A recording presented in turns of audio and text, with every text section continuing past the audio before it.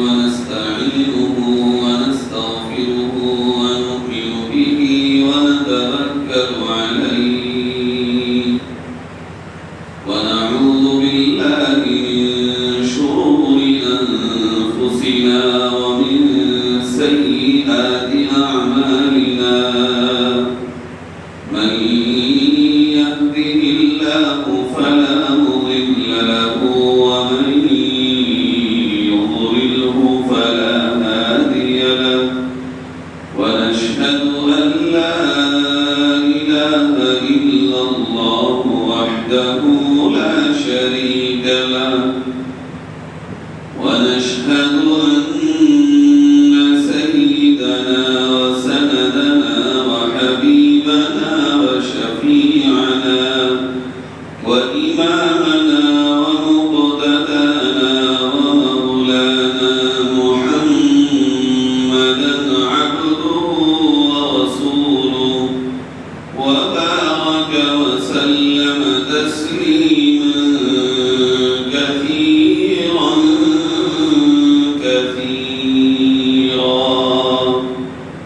أما بعد فأعوذ بالله من الشيطان الرجيم بسم الله الرحمن الرحيم يا أيها الذين آمنوا ادخلوا في السلم كافة صدق الله مولانا العظيم درود الشريف والعلم اللهم صل على سيدنا وعلى آل سيدنا ومولانا محمد كما صليت على إبراهيم وعلى آل إبراهيم إنك حميد مجيد اللهم بارك على محمد وعلى آل محمد كما باركت على إبراهيم وعلى آل إبراهيم إنك حميد مجيد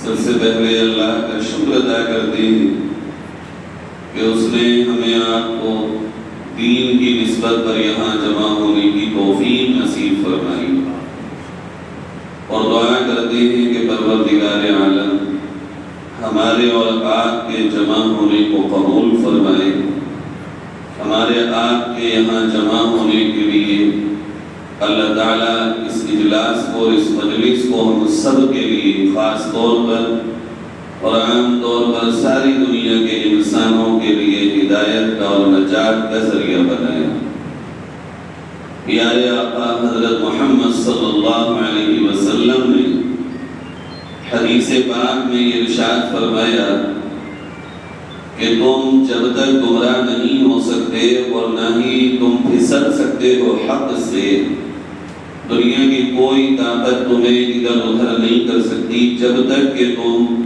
قرآن کریم کو اور میری سنت کو مضبوطی سے پکڑے رہو گے یہ دو چیزیں ہیں کہ اگر مسلمانوں کے پاس قرآن ہو اور پیارے نبی حضرت محمد مصطفیٰ صلی اللہ علیہ وسلم کی سنت ہو تو یہ دونوں چیزوں کے ہوتے ہوئے کوئی دنیا میں نہ تو ہمارے ایمان کو چھین سکتا ہے اور نہ ہمیں ایمان کے راستوں سے ہٹا سکتا ہے کیا ہے ایمان اور کیا ہے اسلام آج ضرورت پھر سے ہمیں اپنے نوجوانوں کو یہ بتانے کی آن پڑی، ہم مسلمان ہیں یہ تو ٹھیک ہے، مگر اسلام کیا ہے؟ ہم مومن ہیں یہ بات اچھی ہے، ہمیں پتہ ہے، مگر ایمان کیا ہے؟ سچ بات یہ ہے کہ ہمیں پتہ ہی نہیں ہے کہ اسلام کیا ہے اور ایمان کیا ہے۔ اسلام اور ایمان کی حقیقت سے مسلمانوں کی بہت بڑی تعداد وہ ہے جو ناواقف ہے اور اسے علم نہیں ہے کہ اسلام ایمان کیا چیز ہے۔ ہم مسلمان کے گھر میں پیدا ہوئے، ہم گوشت کھاتے ہیں، ہم عید مناتے ہیں، سوئیاں کھاتے ہیں، ہم روزہ رکھتے ہیں، یا ہم یہ صرف نماز پڑھ لیتے ہیں۔ ایک پیدائشی طور پر جو ماحول ہمیں اپنے گھر میں ملتا ہے، ہمیں لگتا ہے بس یہی اسلام ہے۔ جو کچھ ہمیں ہمارے گھر میں ملا ہے اور جو ہم نے اپنے بڑوں کو کرتے ہوئے دیکھا ہے، ہم بھی وہی کر رہے ہیں، بغیر سمجھے ہوئے، بغیر جانے ہوئے، بغیر ہم علم حاصل کیے۔ ہمیں لگتا ہے بس یہی ہمارے لیے کافی ہے اور یہی اسلام۔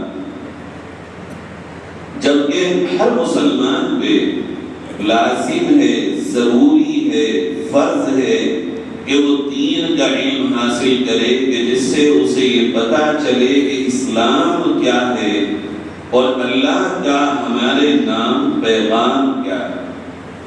جب تک ہمیں پتہ ہی نہیں ہوگا تو عمل وجود میں کیسے ممکن ہے آ سکے گا۔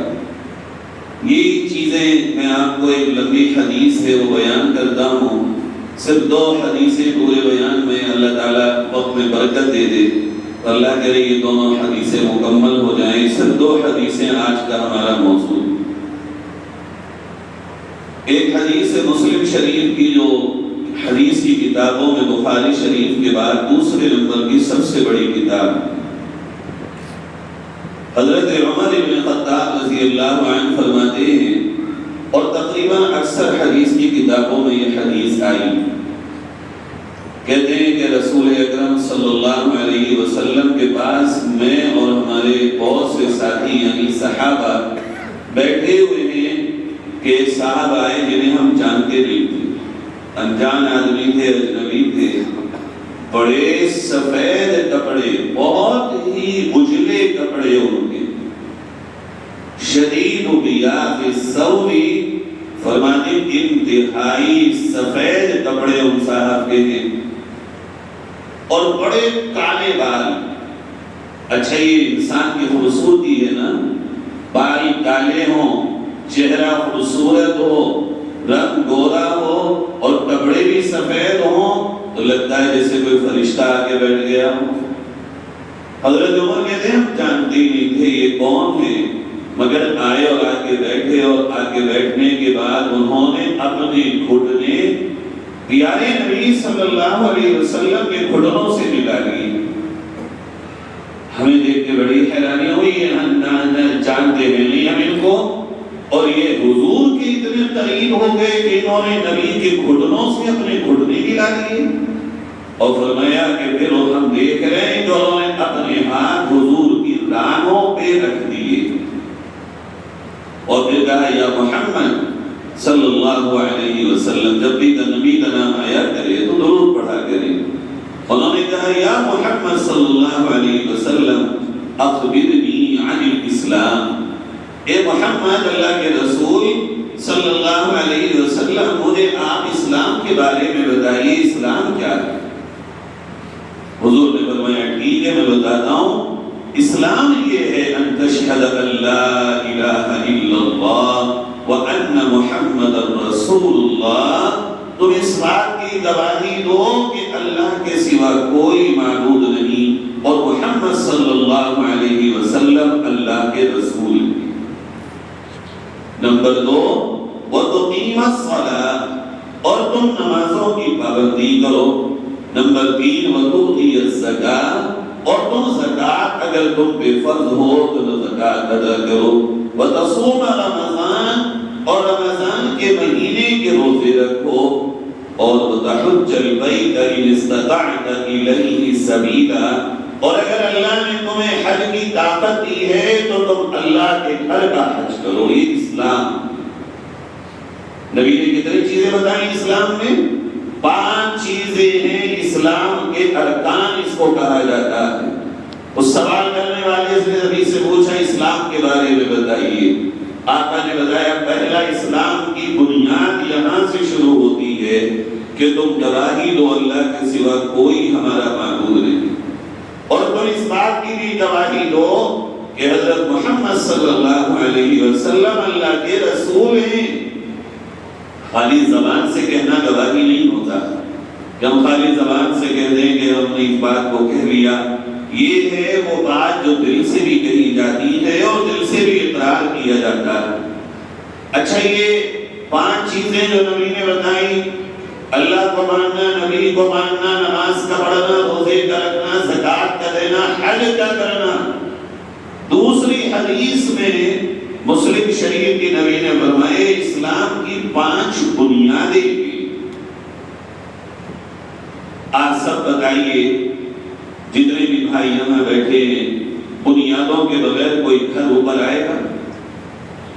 پہلے کیا کھودا جائے گا؟ بنیادوں کا ڈھانچہ بنایا جائے گا، پہلے اسٹرکچر بنایا جائے گا، نیچے اس پہ گراؤنڈ میں اگر بنیادیں نہ ہوں تو یہ دیواریں مٹی پہ کھڑی ہو جائیں گی، گھر ہو جائے گا تیار؟ غور کریں ہم، ہمارے آقا نے کہا اسلام کی بنیاد ہے 5۔ مسلم شریف کی دوسری حدیث فرماتے بنی الاسلام علی 5۔ اسلام کی بنیاد 5 چیزوں پر رکھی گئی ہے۔ میرے پیارے بھائیوں، خصوصاً نوجوان بہنوں اور بھائیوں، کیا آج ہماری بنیادیں بھی پوری ہیں یا نہیں؟ کیا ہم اپنی بنیادوں کو بھی پورا کر پائیں گے یا نہیں کر پائیں گے؟ ہمیں یہ لگتا ہے مسلمانوں میں بہت بڑی تعداد وہ ہے جن کی اسلام کی بنیاد ہی مکمل نہیں۔ جب بنیاد ہی مکمل نہیں ہوگی تو پھر عمارت کا تصور ہی کیا آئے گا، پھر اسلام ہی ہمارا کیا رہ جائے گا؟ 5 وقت کی نمازوں کا پابند ہونا یہ اسلام کی بنیاد ہے، اسلام کی تکمیل نہیں ہے۔ یہ اعلیٰ درجہ نہیں ہے اسلام کا کہ 5 وقت کی نماز پڑھ لی انسان نے پابندی کے ساتھ تو بس۔ یہ تو بنیاد ہے، 5 وقت کے بعد کام اور ہے۔ خالی زکات ادا کر دی ہم نے اور یہ ہمارا کام ہو گیا بس۔ زکات تو اسلام کی بنیاد ہے، وہ پلر، وہ دیوار، وہ فصیل، وہ چھت، وہ رنگ و روغن، وہ ڈیکوریشن کا ہے اسلام کا۔ یہ تو بنیاد ہے اسلام کی۔ رمضان کے ہم نے روزے رکھے، یہ روزے ہمارا پورا اسلام ہو نہیں، یہ تو اسلام کی بنیاد ہے۔ اسلام تو اس کے بعد اوپر جو دکھتا ہے وہ کچھ اور۔ پہلے بنیاد مکمل ہو، پھر اگر ہم اوپر کی کوشش کریں گے تو انشاءاللہ ہمیں بھی ہمارا مذہب نفع بخش ہوگا اور دوسروں کے لیے بھی فائدہ مند ہوگا۔ ان 5 چیزوں کو بچے کو یاد کرانے کی ضرورت ہے۔ یہ بتا کر اب ہم اسی پہ کافی سمجھتے ہیں کہ بھئی چلو اللہ کا شکر ہے، بچہ اسکول سے آتا ہے، ظہر تو نہیں پڑھتا مگر مغرب تو پڑھ ہی لیتا ہے، ظہر راستے میں رہ جاتی ہے، عصر میں تھکا ہوتا ہے، کھانا کھا کے سو جاتا ہے۔ بلکہ میں اس سے آگے بڑھوں، ماں باپ اپنے بچوں کی اسلام کی بنیاد اپنے ہاتھوں سے کھود لیں۔ ہم نے کئی لوگوں سے کہا آپ کے بچے کوچنگ جاتے ہیں، نماز کب پڑھتے؟ کہتے مولانا مجبوری ہے۔ یہ مجبوری اللہ کے سامنے کہہ پاؤ گے؟ یہ مجبوری اللہ کے سامنے جواب دے پائیں گے ہم کہ اللہ مجبوری کی ہمیں؟ اللہ تو سوال کرے گا، یہ بتاؤ تمہاری بنیاد کہاں ہے؟ جو میرے نبی نے ہر کتاب حدیث کی تمہیں یہ کہتی تھی یہ بنیاد ہے اسلام کی۔ بچپن میں قاری صاحب قاعدہ پڑھاتے ہوئے یہ بات یاد کرا دیتے ہیں تعلیم الاسلام میں، اسلام کی بنیاد 5 چیزوں پر ہے۔ اب میرے بھائی اگر یہی چیزیں ہماری آپ کی پوری نہیں ہوگی تو آپ بتائیے اللہ کا وعدہ ایمان والوں کے ساتھ ہے، اور ابھی تو اسلام بھی پورا نہیں ہے، ایمان تو اس کے بعد ہے۔ ایمان الگ ہے، اسلام الگ ہے، دونوں چیزیں نبی نے الگ الگ بتائی۔ اور اللہ تعالیٰ کا جو وعدہ ہے قرآن کریم میں وہ ایمان والوں کے ساتھ ہے، یعنی اسلام سے آگے جو ایمان ہے اس کو بھی مکمل کریں گے تب اللہ کی مدد کا ہمارے ساتھ وعدہ ہے۔ جو ہم سنتے ہیں بار بار جمعے کے خطبوں میں مقررین سے، اور وہ یہ کہتے ہیں گھبراؤ نہیں، خوف نہ کرو، والمغارب تم رہو گے اللہ تمہارے ساتھ ہے. قرآن کی آیت ہے لا تہینوا ولا تحزنوا وانتم الاعلون ان کنتم مؤمنین. اے ایمان والو غم نہ کرو اور گھبراؤ مت، تم ہی سربلند رہو گے اگر تم مومن ہو. ابھی اسلام پورا کرے پھر ایمان پورا کرے. ایمان پورا ہوگا تو اللہ کہتا پھر میری ذمہ داری ہے تمہیں بلند کرنا، غالب کرنا اور دنیا میں تمہارے سکے کو چلانا. تم بن کے دکھاؤ پھر ہم تمہیں پیش کریں گے دنیا کے سامنے. میرے بھائی یہ 5 چیزیں یاد کریں ہم. آج ہماری مسجد رمضان کے بعد خالی ہے. اسلام کی دوسری بنیاد نبی نے کہا نماز کا قیام. مسجدیں خالی ہیں ہماری، بازار بھرے ہوئے ہیں ہمارے. کون سی دکان ایسی ہے جو بھری بھی نہ ہو؟ کون سا بازار ایسا ہے جو بھرا ہوا نہ چل رہا ہو؟ بے وجہ لوگ یہاں آج ہم بیان کر رہے ہیں، اور بھی بہت سے علماء بیان کرتے ہوں گے. جمعے میں بھی دین کی بات ہوتی ہوگی، 5 منٹ پہلے ہم آ نہیں پاتے، 5 منٹ دیر ہو جائے ہم سے صبر نہیں ہوتا. کتنے اوقات مسلمانوں کے خالی پوری کے اور اس کے پانی کے ٹھیلوں پر کھڑے ہوئے گھنٹوں گزرتے ہیں. جن ایمان والوں کے اندر یہ جذبہ پیدا نہ ہو کہ ان حالات میں ہمارا وقت اللہ کے گھر میں زیادہ سے زیادہ گزرے، ہم بتاشوں کے ٹھیلوں پر، ٹکیوں کے ٹھیلوں پر، آئس کریم کے ٹھیلوں پر 1-1 گھنٹہ کھڑے ہو کے گزارنے میں کوئی ہچکچاہٹ محسوس نہ کرتے ہوں، اور اللہ کے گھر میں ہمیں وقت گزارنا دشوار لگتا ہو تو ہے کہاں اسلام؟ کہاں ایمان ہمارا؟ اللہ کے گھر میں ایمان والے ایسے دوڑ کے آتے ہیں جیسے بھوکا بچہ جو ماں کا دودھ پیتا ہو، وہ ماں کی طرف کو دودھ کے واسطے لپک کے آتا ہے اور ماں کی آغوش میں آ کے اسے چین ملتا ہے. ایسے ایمان والوں کو اللہ کے گھر میں آ کے دل پہ سکون نصیب ہوتا ہے. میں آج یہ نہیں کہہ رہا ہوں کہ یہ کیا ہو رہا ہے، میں یہ کہہ رہا ہوں کھڑے کہاں ہیں، حال کیا ہے ہمارا. اللہ کے گھر جب خالی ہوں گے، بازار بھرے ہوں گے، اللہ کے گھر جب ویران ہوں گے اور بازار آباد ہوں گے، اور بازار بھی بے ضروری بازار. عشاء کی نماز 17 رکعت ہو گئے، اگر 9 پڑھ کے کام چل جائے گا واجب، اور سنت مؤکدہ فرض پڑھ لو بس. 9 رکعت سے زیادہ آج مسلمان عشاء کی نماز زیادہ تر نہیں پڑھتا ہے. 4 پہلے کی سنت غائب، 4 فرض پڑھے، 2 سنت مؤکدہ اور 3 واجب، بلکہ 9 بھی نہیں، 7 رکعت پڑھنے پر 4 3 7 اور 2 9 پڑھنے پر بس اکتفا ہے. اور یہی میرا بھائی رات کو عشاء کے بعد اپنے بچوں کو لے جا کے قلعے میں ٹھیلیوں پہ کھڑے ہو کے 1-1 گھنٹہ فالودہ کے ٹھیلے پہ کھڑے ہو کے 1-1 گھنٹہ ہوٹل میں بیٹھ کے 1-1 گھنٹہ گزار دے. یہ میرے آپ کے اللہ سے اور اسلام سے تعلق کا اتنا بڑا بنیاد ہے. ٹھیک ہے وہاں بھی اگر ضرورت ہو جا سکتا ہے، انسان اجازت ہے، مگر یہ کیا بات ہوئی کہ ہم نمازوں میں تو کمی کریں، اللہ کے حقوق کو تو ختم کر دیں ہم، اور یہ کہیں یہ ضروری نہیں ہے. تو کیا وہ ضروری ہے؟ اگر یہ 4 رکعت فرض، 2 سنت مؤکدہ اور 3 واجب پہ کام چلایا تو پھر گھر کے روٹی اور دال پہ کام کیوں نہیں چلایا؟ پھر ہوٹل کا کھانا واجب ہے، پھر ٹکی پانی واجب ہے، پھر چاؤمین واجب ہے، پھر آئس کریم واجب ہے ہمارے اوپر. اگر ادھر واجب نہیں تو ادھر بھی تو واجب نہیں ہے. ادھر بے وجہ کے واجب کو اپنانے کے لیے وقت گزر رہا ہو، اور ادھر ہاں اپنی قیامت کی اور آخرت کی تیاری کو کہتے ہو کہ واجب نہیں. یہ حقیقت یہ درشاتا ہے کہ ہمارے دلوں میں نماز کی اہمیت نہیں.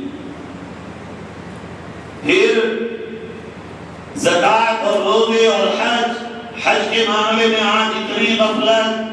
ہم لوگ اپنے کانوں سے سنتے لوگ کہتے ہیں پہلے گھر کا حج پورا کر لیں، لڑکی کی شادی کر دیں، لڑکے کی شادی کر دیں. بلکہ لوگوں کے پاس پیسہ ہے، حج نہیں کرتے، پوری فیملی کو عمرہ کرانے لے کے جاتے ہیں. عمرہ تو فرض نہیں ہے بھائی. پہلے حج اگر فرض ہوا تو یہ اسلام کی بنیاد مکمل کرو.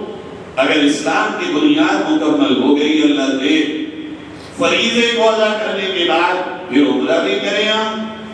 بزنس والوں نے تو عمرے کو فیشن بنا دیا اور ہمیں ہمارے فریضے سے غفلت ہو گئی. غرض یہ کہ میں اس میں زیادہ تفصیل میں نہ جاتے ہوئے ان 5 بنیادوں کو سیکھنے کی اپنی ماں بہنوں اور بھائیوں سے درخواست کرتا ہوں کہ اپنی بنیادوں کو درست کر لیجئے. اگر بنیادیں ہل جائیں گی ہلکا سا زلزلہ بھی عبادت کو گرانے کے لیے کافی. شیطان کا اور باطل کا ایک ہلکا سا جھونکا ہم سے ہمارے ایمان کو چھیننے کے لیے کافی ہوگا. بنیاد اتنی مضبوط کر لیجئے تاکہ بڑے سے بڑا طوفان اور آندھی بھی آئے ہم سے ہمارا اسلام اور اللہ کا تعلق نہ چھین سکے. یہ حضرت جبریل دوسرا سوال کرتے ہیں اور یہ کہتے ہیں یا محمد صلی اللہ علیہ وسلم اخبرنی عن الایمان. اے محمد صلی اللہ علیہ وسلم آپ ہمیں ایمان کے بارے میں بتائیے. ایمان کیا ہے؟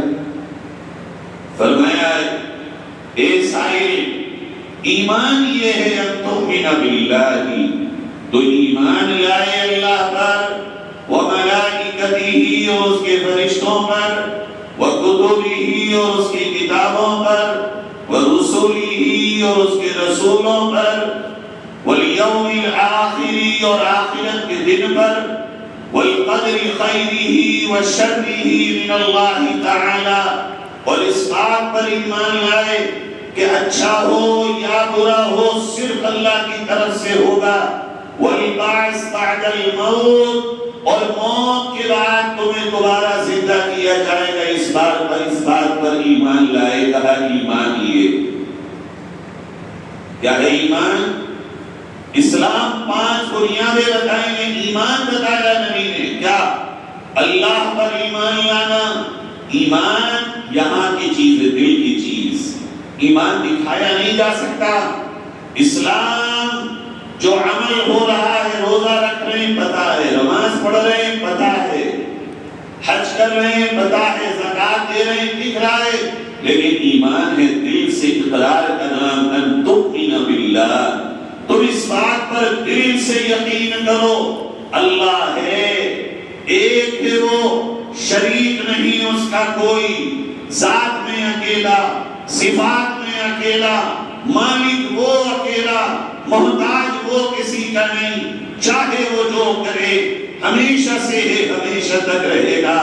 وہی سب کو موت دینے والا، عزت و ذلت کا مالک وہی، روزی روٹی کا مالک وہی، قسمت و نصیبوں کا مالک وہی، جوانی بڑھاپے کا مالک وہی، اچھے برے کا مالک وہی، خوشی غم کا مالک وہی. چاہے جس کے ساتھ جو کرے اس کے فیصلے میں کسی کو اختیار نہیں. اسے ماننا پیدا اسی نے کیا، موت بھی وہ دے گا، قبر بھی وہ پہنچائے گا، اٹھائے گا بھی وہی، قیامت بھی قائم کرے گا، حساب کتاب بھی لے گا. جنت بنائی اسی نے، جہنم بنائی اسی نے، اور پھر وہ ہم سے ہماری ماں سے زیادہ محبت بھی کرتا ہے. ہمارے دل سے ایمان لانا. اچھا بات تو دل کی ہے نا. انسان جب سب سمجھائیں اور نہیں مانتا تو کیا کہتا ہے؟ دل نہیں مانتا ہے. سمجھ میں تو آ رہی ہے مگر دل قبول نہیں کر رہا ہے. اسلام جب تک دل کی گہرائی میں نہ پہنچے تب تک ایمان نہیں بنتا، اور جب دل کی گہرائی میں پہنچ جائے تو جان دینا بھی آسان ہوتا ہے. جب ایمان دل میں ہو تو جینے سے زیادہ ایمان پہ مرنے کی تمنا ہوتی ہے. جب دل کی گہرائی میں ایمان اتر جائے تو اس کے اندر شوق شہادت پیدا ہوتا ہے، جیسا کہ آج کل غزہ کے مسلمانوں کو دیکھا جا سکتا ہے. یہی صحابہ کرام میں تھا جس اللہ سے اتنا ایمان و یقین قائم ہو پھر اس اللہ سے ملاقات کا شوق پڑ جاتا تھا. آج اگر ہم غور کریں تو اس میں کتنی چیزیں آئیں آپ یاد کیجئے. نمبر 1 اللہ پر ایمان لانا، ان تؤمن باللہ اللہ پر ایمان لانا، اس کے فرشتوں پر ایمان لانا. فرشتے دیکھے ہم نے، مگر ہمارے نبی نے اللہ نے بتا دیا کہ ہیں فرشتے تو ایمان لاؤ کہ ہیں لائے ہی جبریل ہم نے تو نہیں دیکھا مگر ایمان لائے ہیں وَكُتُبِهِ اس کی کتابوں میں ایمان لانا تورات دیکھی ہم نے زبور دیکھی ہم نے انجیل دیکھی ہم نے ابراہیم علیہ السلام کے صحیفے دیکھے ہم نے نہیں دیکھے مگر ماننا پڑے گا کہ یہ تھے جب اللہ نے بتایا تو یہ حق تھے اور یہ تھے وَرُسُلِهِ سارے رسولوں کو ماننا یہودیوں کی طرح نہیں کہ صرف اپنے رسول کو مانیں گے اور کسی کو نہیں مانیں گے عیسائیوں کی طرح نہیں کہ صرف حضرت عیسیٰ کو مانیں گے اور کسی کو نہیں مانیں گے ہم ہر اللہ کے رسول کو رسول مانتے ہیں اللہ کے ہر نبی کو نبی مانتے ہیں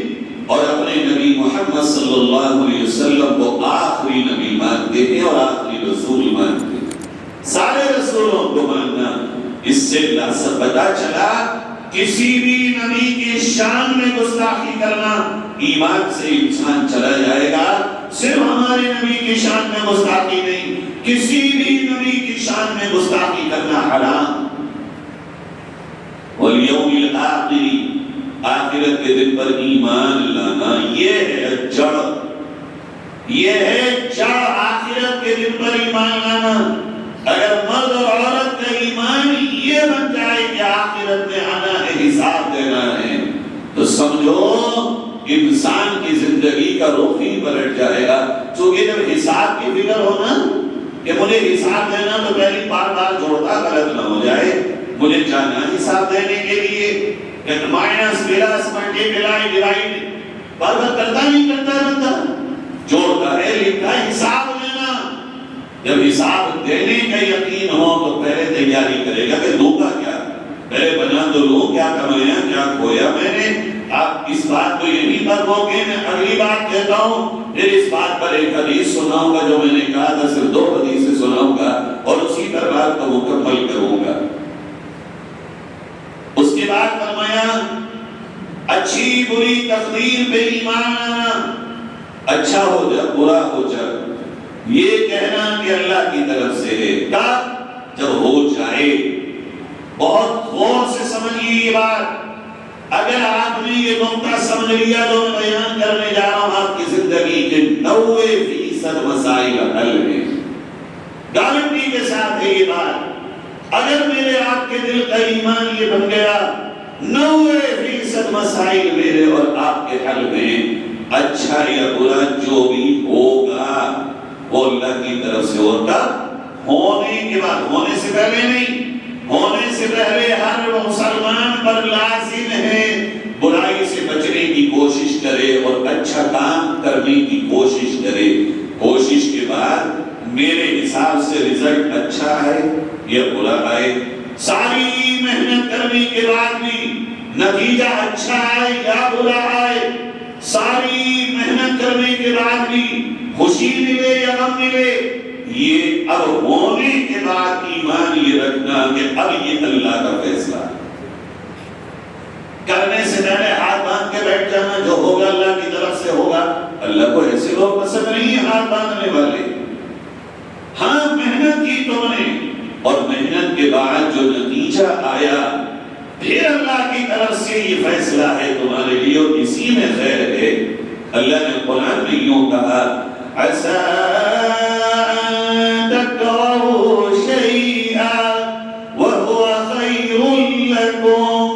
کبھی کبھی کسی چیز کو ہونے کے اعتبار سے تم برا سمجھتے ہو مگر حقیقت یہ ہے کہ وہ تمہارے لیے اللہ کے نزدیک بہت اچھی ہوتی ہے ایسا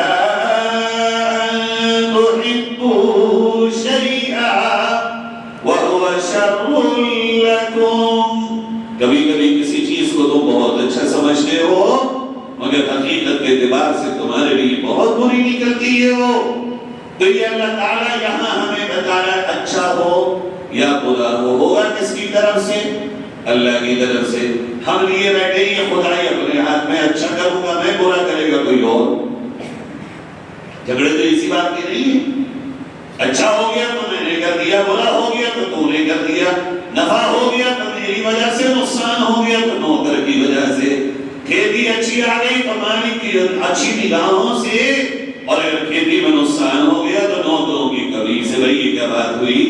ہم نے سب نے مل کے جو کوششیں کی، اس کے بعد جو نتیجہ کھیتی میں آئے، دکان میں آئے، دیگر کوششوں میں آئے، یہی تو ایمان ہے۔ اگر میں نے اور آپ نے کوشش کے بعد نتیجہ امید کے خلاف آنے پر کسی کو یہ کہا کہ تو نے ایسا کر دیا، سمجھو کہ اس نے اپنے ایمان کی ایک کام کاٹ کے اپنے، اور یہ عام بات ہو گئی ہے گھروں میں بھی، عورتوں میں بھی اور مردوں میں بھی، کہ ہمارا کاروبار چل نہیں رہا، کسی نے بندش لگا دی۔ چلو یہ بات ہم مان بھی لگا دی کسی نے بندش، مگر یہ کس نے بتایا کہ بھابھی نے لگا دی؟ یہ کس نے بتایا کہ خالہ نے لگا دی؟ یہ کس نے بتایا بھائی نے لگا دی؟ یہ کس نے بتایا نند دیورانی نے، جٹھانی نے لگا دی؟ یہ چچا نے لگا دی اور تایا نے لگا دی؟ یہ کون سی بات ہو گئی؟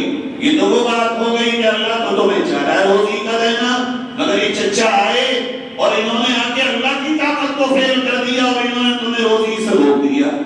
آ رہی ہے عقل میں؟ ہے سمجھنے والی بات؟ جو چاہے گا اللہ وہ ہوگا۔ کسی کے روکے سے روزی رکے گی؟ اگر رک جائے تو کوئی روک کے دیکھے پرندوں کی روزی، کوئی روک سکتا ہو تو روکے سمندر کی روزی۔ ایک ایک مچھلی ایک ایک پسلی کے برابر روز کھانا کھاتی ہے، روک کے دکھائے کوئی، ماں کرے یہ سب چیزیں، ایک دو روٹی روکے گا ہماری کوئی؟ یہی ایمان کی خرابی ہے ہمارے پاس۔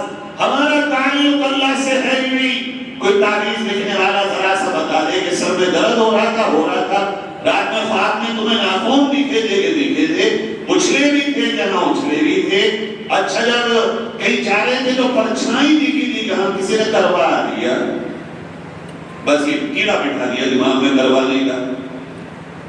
نظر برحق ہے، نظر العین حق، نبی نے فرمایا نظر برحق ہے، اور نظر اتنی سخت ہوتی ہے کہ اونٹ کو ہانڈی میں اور انسان کو قبر میں لے جانے کا باعث بنتی ہے۔ تو سچ ہے، نظر کا علاج بھی نبی نے بتا دیا، مگر کسی نے کروا دیا، یہ کہاں سے بات آ گئی؟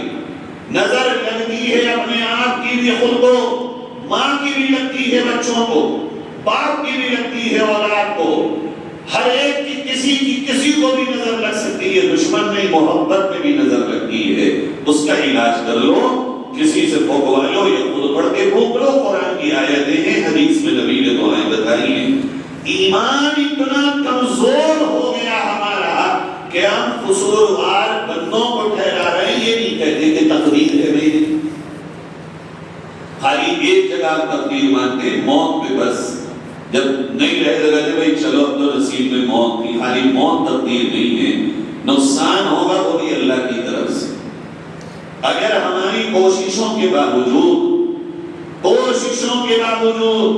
اگر ہمیں کہیں پہ کامیابی نہ ملے، مثال کے طور پر دو لوگوں میں جھگڑا ہو گیا ہو اور ہم نے بہت کوشش کر لی ہو صلح کی اور صلح نہ ہو رہی ہو، ہم لوگ یہ کہتے ہیں پنچ لوگ یہ کر ہی نہیں سکتے صلح، یہ تو وہ لوگ ہیں جو کسی کی نہیں مانیں گے، ہم نے ساری کوشش کر لی۔ نہیں بھائی، ایسا کیسے ہو گیا؟ ہماری کوشش کی کامیابی نہیں ملی، اللہ کی طرف سے اس کوشش میں یہی مقدر تھا، پھر کوشش کرو، پھر اللہ سے مانگو۔ میں کوئی خدا تھوڑی ہوں کہ جو میں چاہے وہ کر دوں، وہ جو ہوگا وہ اللہ چاہے گا وہی ہوگا۔ یہ تو اللہ نے نبی کے ساتھ بھی عجیب معاملہ کیا، بتایا آپ کو؟ جب نبی کے چچا ابو طالب کا انتقال ہونے لگا، بڑے اچھے چچا تھے وہ، نبی کے بہت پیارے چچا تھے، اتنی خدمت کی ہے انہوں نے ہمارے نبی کی، اپنے بیٹوں سے بڑھ کے ہمارے نبی کو سمجھا، اور نبی بھی بہت پیار کرتے تھے ان سے۔ جب انتقال ہونے لگا تو نبی چچا کے پاس گیا صلی اللہ علیہ وسلم اور کہا چچا میں آپ سے بڑی محبت کرتا ہوں، ایک بات مان لیجئے، میرے کان میں کلمہ پڑھ لیجئے، بس کان میں کلمہ پڑھ لیجئے، میں اللہ کی عدالت میں گواہی دوں گا کہ آپ ایمان لے آئے تھے۔ چچا میرا بہت دل پریشان ہے، آپ کلمہ نہیں پڑھیں گے جنت نہیں ملے گی چچا، چاہے آپ میرے چچا ہوں۔ کہنے لگے بھتیجے میں جانتا ہوں تو حق ہے، میں جانتا ہوں تیری بات سچ ہے، بھتیجے میرے محمد، میں جانتا ہوں تو نے جو اسلام اور اس دین پیش کیا ہے وہ بھی حق ہے، مگر مجھے غیرت اور شرم آتی ہے کہ میں اب اگر تیرے کان میں کلمہ پڑھوں تو مکے والے یہ کہیں کہ وہ طالب نے اخیر عمر میں ڈر کی وجہ سے موت سے ڈر گیا اور کلمہ پڑھ لیا، بھتیجے کلمہ نہیں پڑھوں گا، اور موت ہو گئی۔ تو نبی کو بڑا دکھ ہوا اور بہت غمگین ہوئے، تو اللہ نے قرآن کی آیت نازل کی اور یہ کہا إِنَّكَ لَا تَهْدِي مَنْ أَحْبَبْتَ وَلَكِنَّ اللَّهَ يَهْدِي مَن يَشَاءُ۔ اے میرے پیارے نبی محبوب صلی اللہ علیہ وسلم، آپ کے چچا نے کلمہ نہیں پڑھا، غمزدہ نہ ہو، ہدایت صرف اللہ کے ہاتھ میں ہے۔ آپ نے چاہا اس کو ہدایت ملے، ایسا نہیں، آپ نے چاہا اور اللہ نے چاہا تبھی ہدایت ملے گی۔ آپ نے اپنا کام پورا کر دیا مگر اللہ نے چاہا نہیں، اس لیے چچا کو کلمہ نصیب نہیں ہوا۔ البتہ یہ وعدہ ہے اللہ کا آپ کے ساتھ کہ آپ کے چچا کو جہنم کا سب سے ہلکا عذاب ملے گا، اور وہ یہ کہ ان کو آگ کے جوتے پہنائے جائیں گے، بس یہ سب سے ہلکا عذاب۔ تو میرے بھائی، آج ہمارے آپ کے جھگڑے اسی بات کے ہیں۔ میری دکان کا کسٹمر اس نے چھین لیا، اس نے، اب یہ جھگڑا کہاں ہوتا ہے آگے؟ اس امت کا سب سے بڑا ناصول ہے جھگڑا، ہوتا کہاں ہے؟ مجھ سے آگے کسی نے کہا مولانا آپ کے بارے میں فلاں صاحب ایسے کہہ رہے تھے، کان اتنے کچے تھے ہم بہن بھائیوں کے، کسی نے بھی کہا اسی وقت تیار ہو گئے نواب حیدر علی شاہ لڑنے کے لیے، ایک دم مان لی بات۔ ارے بھائی کہا، مجھ سے کہا، تصدیق کی میں نے، کسی نے کہا کہ یہ جو نقصان ہوا اس کے پیچھے وہ تھا، کیسے تھا وہ؟ اگر اللہ نہیں چاہتا تو نقصان ہو کیسے جاتا؟ اچھا بیٹھے بٹھائے آدمی کو ہارٹ اٹیک آ گیا، کس نے بھیج دیا؟ بیٹھے بٹھائے برین ہیمروج ہو رہے، کیسے ہو گئے؟ ڈاکٹر کو جا رہے پیٹ کی درد کی دوا لینے، پتہ چلا شوگر نکل گئی، کس نے بھیج دی؟ یہ کہاں سے آ گئی؟ گردے میں پتھری، پتے میں پتھری، یہ کہاں سے آ گئی؟ لیور میں سوجن، ایسیڈیٹی، کوئی بھیج رہا ہے؟ جس کو اللہ نے چاہا بڑھاپے تک سلامت رکھا، جس کو اللہ نے چاہا بیماری دے دی۔ یہ تقدیر پر ایمان لانا دنیا میں 90% مسائل کا حل ہے۔ یہ ہے ایمان۔ ساری محنت کرو اور پھر کہو اللہ اب تیرے حوالے۔ ہمارے نبی حضرت محمد صلی اللہ علیہ وسلم نے ایک واقعہ بتاتا ہوں اس پر۔ مدینہ منورہ میں خبر ملی کہ مکے کے کافر مدینے میں حملے کی تیاری کر رہے ہیں۔ کون؟ سارے گروہ مل گئے، جیسے آج کل امریکہ، برطانیہ، فرانس اور اسرائیل اور پورا نیٹو کا ایک گروپ بنا ہوا ہے، اور انہوں نے 50 ملکوں نے مل کر کے غزہ میں بموں کی آگ کی بارش کر رہی۔ سب اہل کفر متحد ہیں اہل ایمان کے خلاف، اسی طرح مدینے والوں کے خلاف یہودی، کافر، مشرک سب جمع ہو گئے اور طے یہ کیا کہ مدینے پہ چڑھائی کر کے مدینے کا نام و نشان مٹا دو۔ پیارے نبی حضرت محمد صلی اللہ علیہ وسلم کو خبر ہوئی کہ مکے کے کافروں نے طے کیا ہے کہ مدینے پہ چڑھائی کریں گے۔ حضور نے صحابہ کو بلایا اور کہا بھائی مشورہ دو، کیا کرنا چاہیے؟ اب میں بہت اہم بات پوچھ رہا ہوں، کیا اس کائنات میں دھرتی پہ نبی سے زیادہ بھی کوئی مقبول دعا کرنے والا ہوگا؟ کیا کرنا چاہیے؟ آج کے حالات میں جیسے ہم کر رہے ہیں، ایک کونے میں مسجد میں اعتکاف کر لے کے حضور اور دعا کرتے، اللہ کے قریب نبی سے زیادہ تو کوئی نہیں تھا۔ دعا عمل کے ساتھ ہے یا عمل کے بعد ہے؟ عمل سے پہلے تو بسم اللہ ہے، بس بسم اللہ کرو، بات کو آگے بڑھاؤ۔ نبی نے فوراً صحابہ کو بلایا، کہا خبر آئی ہے مدینے میں چڑھائی ہوگی اور قتل عام ہوگا، کیا ہو؟ صحابہ نے کہا جو آپ کہیں۔ سلمان فارسی کھڑے ہوئے اور کہا حضرت آقا میری ایک رائے ہے۔ کہا کیا؟ کہا مدینہ دو طرف سے تو پہاڑوں سے گھرا ہوا ہے، ایک طرف جبل احد ہے اور ایک طرف جبل عیر ہے، تو یہ دونوں پہاڑ کود کے تو آئیں گے نہیں، مکے والے آئیں گے پلین راستے سے جو ایک دونوں کے سامنے ہے، تو بالکل صحیح کہہ رہے ہو. کہا تھا میری رائے یہ ہے کہ دونوں پہاڑوں کے بیچ میں 3-4 کلومیٹر یہ رقبہ ہے، اس سب میں کھائیاں کھود دو. حضور نے بڑی شاباشی دی اور کہا سلمان کیا شاندار تم نے مشورہ دیا. حضور گئے، اپنے مبارک ہاتھوں سے نشان لگایا، 4.5 میٹر چوڑی اور 2.5 میٹر گہری، یعنی لگ بھگ 2.5 میٹر کا 10 فٹ ہو گیا اور 4.5 میٹر کا لگ بھگ 16 فٹ ہوتا ہے، 15 فٹ. اتنی لمبی چوڑی یہ خندق کھودی گئی. حضور نے نشان لگایا اور نشان لگانے کے بعد 40 ہاتھ ایک صحابی پہ بانٹ دیا، کہا کھودو.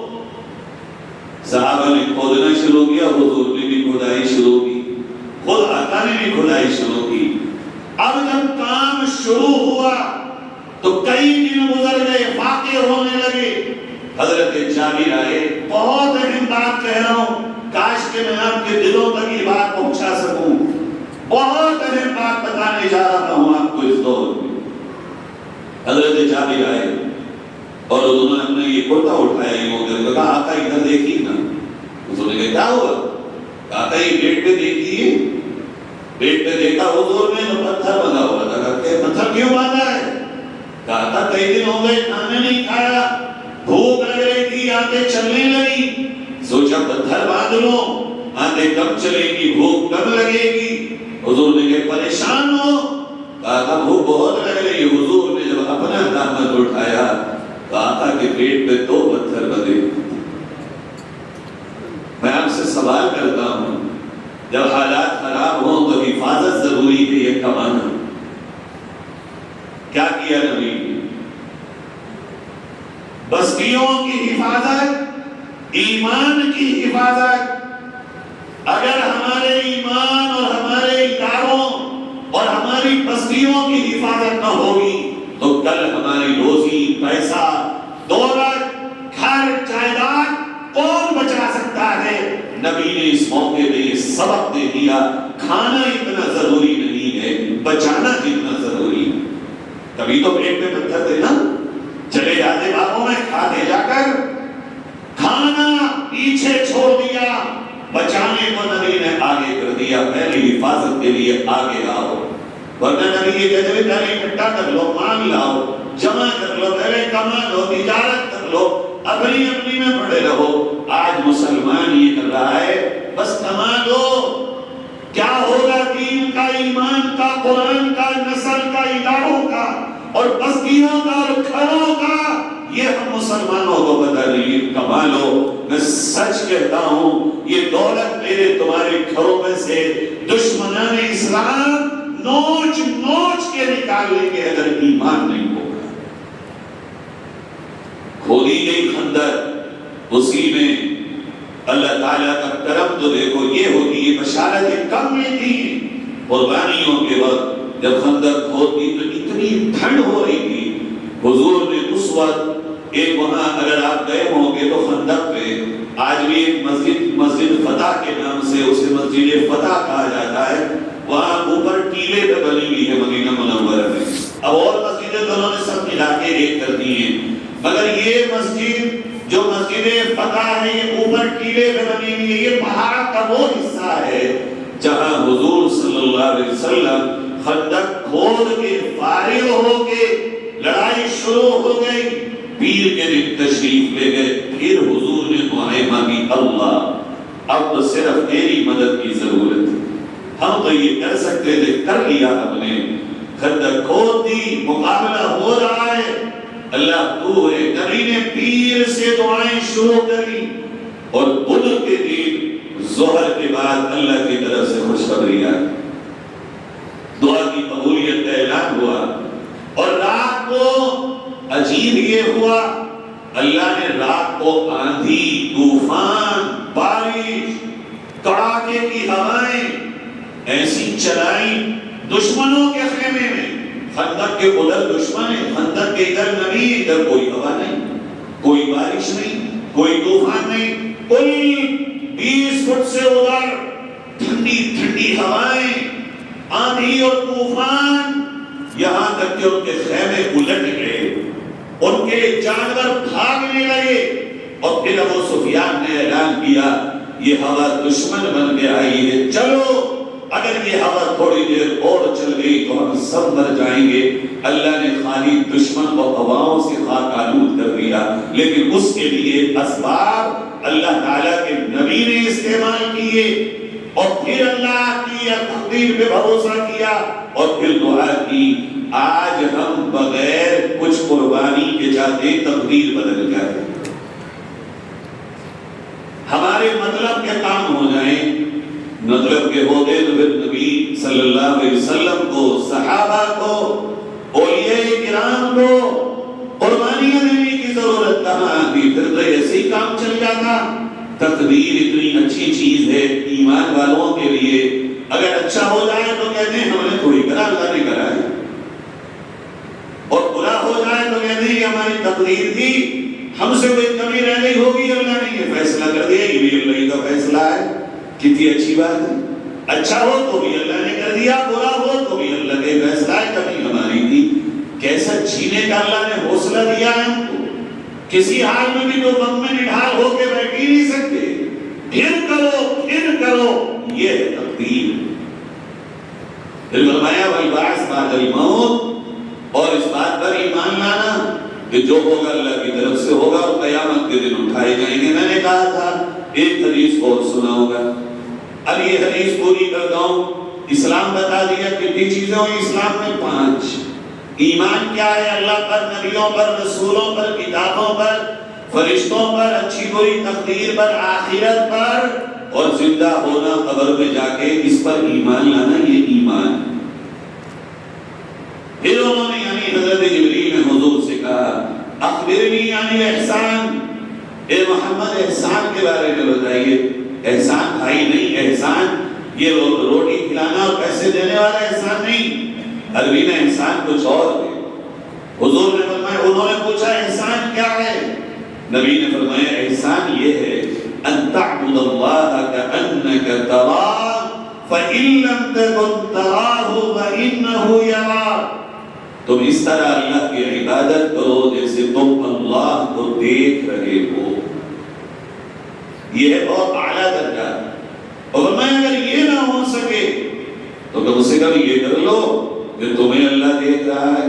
اچھا یہ بھی اگر نہیں ہے تو ہے کیا پھر؟ اگر ایمان والے کے دل میں یہ بھی خیال نہ رہے کہ مجھے اللہ دیکھ رہا ہے تو پھر رہ کیا گیا؟ عبادت کرتے ہوئے تمہارے دل میں یہ خیال پختہ ہو، رکوع میں جاؤ، سجدے میں جاؤ، قرآن پڑھو، ماں کی خدمت کرو، جو بھی کرو، یہ خیال ہو کہ اللہ دیکھ رہا ہے۔ یہ ہے احسان، جس کو یہ درجہ مل گیا سمجھو کامیاب ہو گئے۔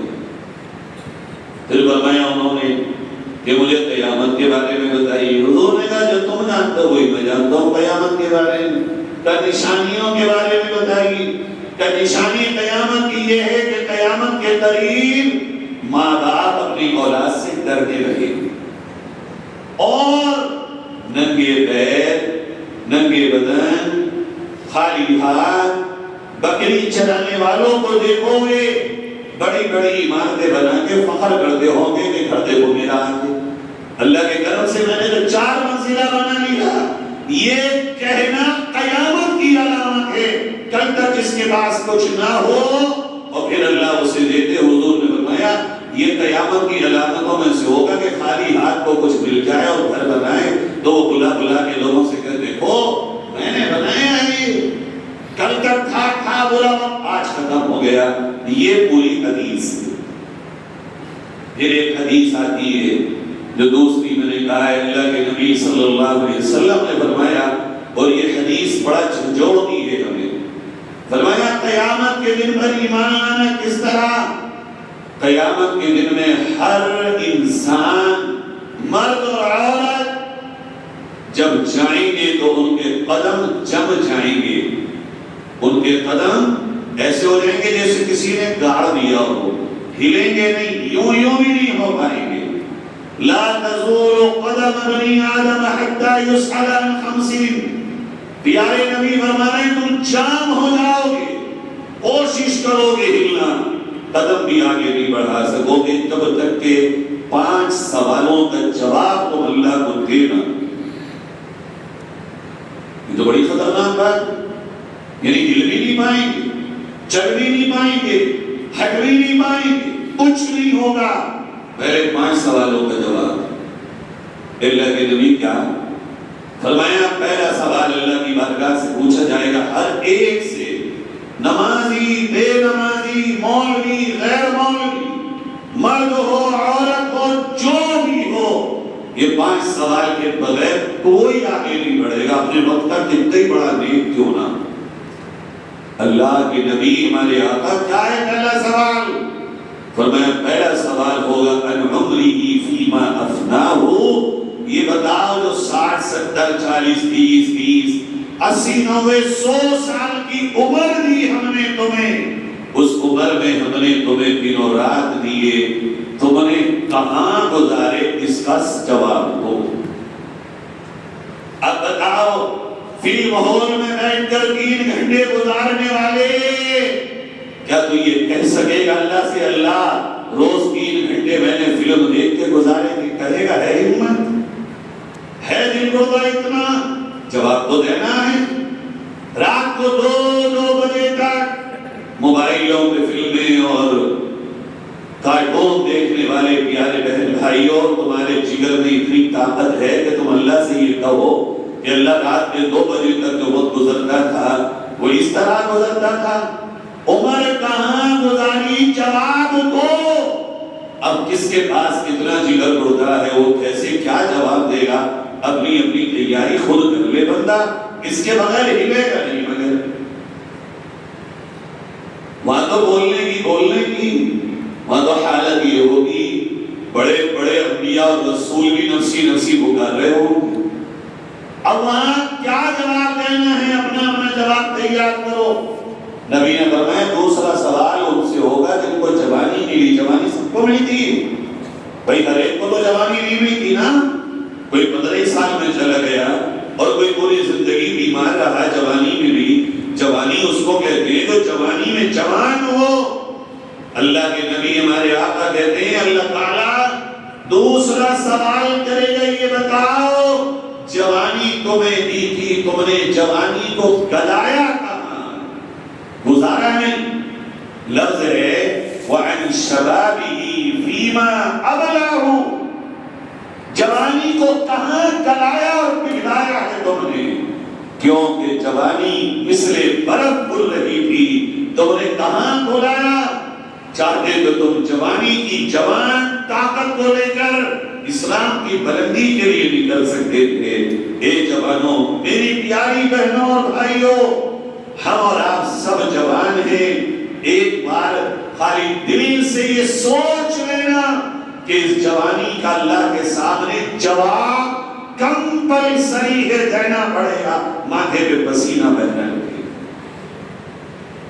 اور تیسرا سوال ہوگا جو آج کے لحاظ سے بہت اہم ہے، وَعَنْ مَالِهِ مِنْ أَيْنَ اكْتَسَبَهُ، یہ بتاؤ مال کمایا کہاں سے تم نے؟ تو گیا آیا کہاں سے؟ حلال حرام چھین کے، بے ایمانی کر کے، کسی غریب کا قبضہ کر کے کمایا کہاں سے؟ حساب دو مال کا۔ کیا کسی میں یہ جرأت ہے وہ کہے کہ میں نے دبایا کسی کا اللہ؟ جواب تو سچا دینا پڑے گا، وہاں کہاں جھوٹ بول پائے گا آدمی؟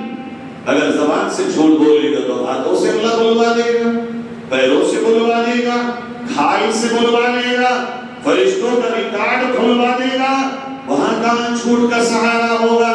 سچ کھلنا ہے وہاں، چاہ کر بھی کوئی جھوٹ نہیں بول پائے۔ تو یہ تو دینا پڑے گا۔ دنیا میں بہت اچھا لگتا ہے کہ مال بہت ہو، مگر یہ گڈیاں جب ہاتھ میں آئیں تو یہ سوچنا جواب دینا ہے، لوگ پوچھے گا کہاں سے آیا؟ یہ تو آ رہا ہے آنے کا جواب اللہ تعالیٰ کے حضور ہر ایک کو دینا ہوگا، عورت ہو یا مرد ہو۔ اور چوتھا سوال بہت بھیانک ہے، اور وہ یہ ہے کمایا کہاں سے؟ اس کے بعد سوال ہوگا جو تھا وَفِيمَا أَنفَقَهُ، یہ بتاؤ خرچ کہاں کیا؟ آج لوگ خرچ کر رہے ہیں. ہم لوگ کہتے ہیں بھائی شادی میں پٹاخے مت پھوڑو. اب بتاؤ قیامت میں جب یہ پوچھا جائے گا مال خرچ کہاں کیا ہے جگر تمہارے پاس جو تم یہ کہہ سکو کہ میں نے 10,000 روپے اپنے بچے کی خوشی میں پٹاخے پھوڑنے میں لگائے, بھنڈیرے نچانے میں لگائے, ڈیجا بجانے میں لگائے, گھوڑی چڑھانے میں لگائے, بارات کا نشہ اتارنے میں لگائے. میں نے وہ پیسہ جو کمایا اے اللہ جب غزہ کے مسلمان فاقے مر رہے تھے میں نے اپنے گھر میں اتنا شادی کا کھانا بنایا کہ کون ٹلو کھانا سڑ کے چلا گیا ہے. حکمت تم نے جواب دے دیجیے اللہ کو. کون جواب دے گا؟ یہ ہر بندے کو جواب دینا ہے. آج دیکھو اپنا حال دیکھو, لگتا ہے مال آ گیا خرچ کر لو جیسے کر لو, کوئی سننے کو تیار نہیں ہے. ہماری اور میرے بھائی اس کا حساب دینا ہے. آزاد نہیں ہو کہ جو چاہے اور جہاں چاہے خرچ کرو. خوشیاں بھی لمیٹیڈ ہیں.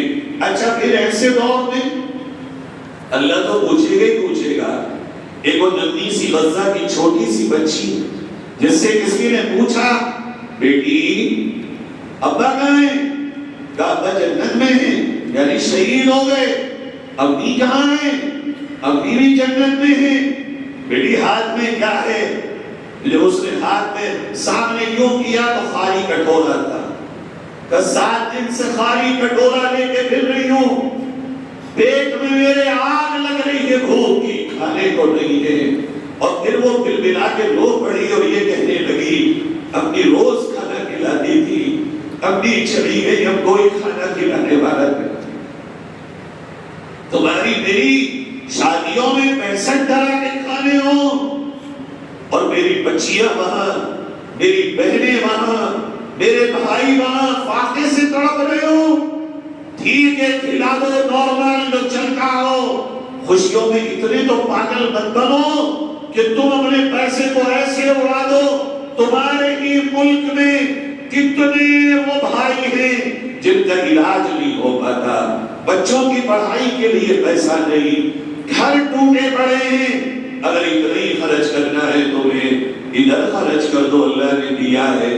کہہ دو سکو گے اللہ تو نے وہ مال دیا تیری بندوں پہ خرچ کر کے آئے, بلکہ اللہ سوال کرے گا یہ بھی, اے میرے بندے میں پیاسا تھا تو نے مجھے پلایا نہیں. اللہ کی قسم یہ سوال بہت رلاتا ہے اس دور میں. اللہ جب پوچھے گا میں پیاسا تھا پلایا نہیں, میں بھوکا تھا کھلایا نہیں, میرے پاس کپڑے نہیں تھے بندے میرے پہنائے نہیں تو نے مجھے. یہ بندہ جواب دے گا اللہ تو ساری دنیا کو پلانے کھلانے اور پہنانے والا, تجھے کیسے پیاس اور بھوک لگے گی؟ اللہ کہے گا میرے کچھ بندے تھے جو بہت پیاسے تھے, میرے بہت سے بندے وہ تھے جو بھوکے تھے, میرے بہت سے بندے بندیاں وہ تھے جن کے پاس پہننے کو کپڑا نہ تھا. اگر تو پلاتا تو گویا اپنے اللہ کو پلاتا, کھلاتا تو گویا تو مجھ اللہ کو کھلاتا, پہناتا تو گویا مجھ اللہ کو پہناتا. عزیزو آج کے دور میں یہ انلیمیٹڈ خواہشات, انلیمیٹڈ خرچے, اپنی منمانی زندگی گزارنا اللہ کی قسم مجھے تمہیں بڑی رسوائی میں ڈالنا. دنیا تماشا دیکھ رہی ہے. میرے بچے کی شادی میں جب ڈھول اور پٹاخے چھوٹتے ہیں مجھے لگتا ہے تمہیں غزہ کے بچوں کے ٹکڑوں کا کوئی درد نہیں. جب تمہارے کھانے سڑ کے پھینکتے ہو شادی ہو گئے مجھے لگتا ہے تمہیں اپنے بچوں کی چیخ و پکار کی کوئی خبر نہیں. میرے پیارو پھر اللہ کو کیا کہو گے؟ اللہ ایمان لائے ہیں کون سا وہ اپنوں کے لیے پیسے بہا دیے تھے ہم نے, اے اللہ بے دینی میں بددینی میں ہم نے خرچ کر دیے, دینداری میں خرچ نہ کیے. کیا یہ جواب دے پائیں گے ہم؟ مت مانو ہماری, اپنا جواب تو تیار کرو. کیا جواب دو گے؟ بیٹیوں کی وراثت دیتے نہیں ہو, جہیزوں کی لعنتوں میں پیسہ خرچ, بیٹیوں کا جو فرض حصہ ہے اسے دینا بند کر دو, اور جہیزوں کے نام پہ نمائش کرتے پھرو. کیا جواب دو گے اللہ؟ بیٹی کا حصہ کھانے والا، بہن کا حصہ کھانے والا، حرام کھانے والا ہے، اللہ کو کیا جواب دے گا میرا بھائی میری بہن کہ میں نے کس کس کا حصہ کھایا؟ آج لوگوں کی سمجھ میں نہیں آتی بات. ارے بھئی اگر بیٹی ہے اس کی جگہ بیٹا ہوتا تو نہ دیتے. کیوں دے رہے ہم جہیز؟ کیوں کھلا رہے باراتوں کا کھانا؟ سیدھی بات کہو، جو اللہ نے میری بیٹی کی مقدر میں وراثت لکھی ہے وہ دوں گا. باقی مسجد میں نکاح کرو، اس کے بعد ولیمہ کرو، لڑکی والے میں تو سارے خرچے ختم کر دو. اگر ہم نہیں سنبھلیں گے، میں سچ کہہ رہا ہوں کتنی بچیاں مسلمان سے ہندو ہو گئی کہ ان کے باپ کے پاس جہیز کا پیسہ نہیں تھا، وہ اسلام چھوڑ کے چلی گئی. فیما انفقہ، پوچھے گا اللہ خرچ کہاں کرا تھا؟ تو نے دیا تو تھا، میں نے لگایا کہاں تھا؟ تو نے یہ بھی حساب مجھے دے. دنیا میں نہیں مانیں گے ہم مولویوں کی کیا اوقات اور حیثیت ہے. تم بھی گالیاں دو ہمیں، کافر بھی گالیاں دے ہمیں، یہودیوں کے آنکھوں کے کانٹے ہم مولوی، باطل اور دشمنوں کی آنکھوں کے کانٹے ہم مولوی. قوم بھی ہمیں تانے دے، ہم نے سینہ کھول دیا 2 تانے جس کو دینا ہے. مگر ہمارے تانے دینے سے تمہارے سوال ختم نہیں ہوں گے، تمہارے جواب ختم نہیں ہوگا. یہ تو اللہ کی عدالت میں دینا پڑے گا. اور آخری سوال مجھ سے بھی ہوگا، آپ سے بھی ہوگا. اللہ پوچھے گا علم جو تھا عمل کتنا کیا تم نے؟ جو علم ہم نے تمہیں دیا عمل کتنا کیا تم نے؟ مولوی صاحب بہت بتاتے تھے اپنا کھاتا بھی چیک کرا دو. اللہ علم پہ عمل بھی ہمیں دے. ہر ایک کو جتنا علم ہے اس کا حساب بھی ہوگا. کسی کو پتا ہے جھوٹ بولنا پاپ ہے، پھر اگر نہیں مانتا تو دفتانا پڑے گا. پتا تھا تو کرا کیوں نہیں؟ بے ایمانی حرام ہے پھر کیوں کی؟ غیبت حرام ہے پھر کیوں کی؟ وعدہ خلافی حرام ہے پھر کیوں کیا تم نے؟ جتنا علم ہے ایک تو علم سیکھو اور پھر علم سیکھ کے عمل کرو. علم دوسرے کے سامنے اپنی حیثیت بنانے کا نام نہیں. علم دوسروں کے سامنے اپنی وقت بڑھانے کے لیے نہیں. علم اس لیے نہیں کہ میں جاننے والا ہوں دنیا جاہل، اس لیے نہیں ہے. علم اس لیے ہے جس کو اللہ جتنا دے اس پر عمل کرے اور دوسرے کو حقیر نہ جانے. یہ ہے وہ حدیث کا خلاصہ جو میں نے آپ سے کہا تھا. الحمدللہ اللہ نے وقت میں برکت دی اور بات پوری ہو گئی. اسلام بھی آیا، ایمان بھی آیا اور ایمان کی قسمیں بھی آ گئی. اور آخرت کے دن پر ایمان لانا یعنی جو سوالات ہوں گے وہ سوال بھی آ گئے. جواب کی تیاری مجھے اور آپ کو کرنی ہے. اللہ تعالیٰ ہم سب کو عمل کی توفیق نصیب فرمائے.